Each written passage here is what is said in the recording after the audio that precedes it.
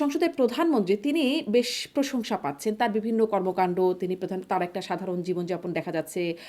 তিনি শনিবারে অফিস করছেন। মানে টুকটাক ছোট, ছোট অনেকগুলো বিষয়ে বেশ আলোচনায় আসছে বা গণমাধ্যম হয়তো বেশি করেও আলোচনায় আনছে।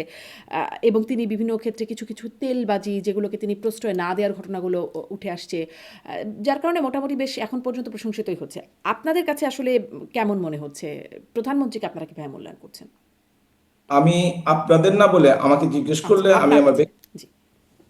সেটা হচ্ছে যে ফিরে আসা থেকে শুরু করে আজকে পর্যন্ত দলীয় মন্তব্য করতে পারে, সেটা অবশ্যই আমাদেরকে দুঃখ দেয় বা ব্যথা দেয়, কিন্তু কর্মকাণ্ড সম্বন্ধে খুব একটা সমালোচনার জন্ম এখনো দিতে পারেনি বলে আমি এটা এখন পর্যন্ত দেখছি। তবে বাংলাদেশের জনগণ কিন্তু চায় না যে আমি ব্যক্তিগত গাড়ি ব্যবহার করলাম না সরকারি গাড়ি ব্যবহার করলাম। হুম। তারা চায় বাজারের দ্রব্যমূল্য কম কিনা। তারা দেখতে চায় দেশের তেলের জন্য যে ইন্ডিয়ার বিরোধিতা করি, সেই তাদের কাছে তেলের জন্য চিঠি দেই কিনা, স্ববিরোধিতা করি কিনা।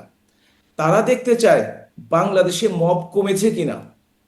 তারা দেখতে চায় আমরা সন্ত্রাস, বাংলাদেশের দুর্নীতি ঘুষের যে চিত্র, সেই চিত্রটি বদলেছে কিনা।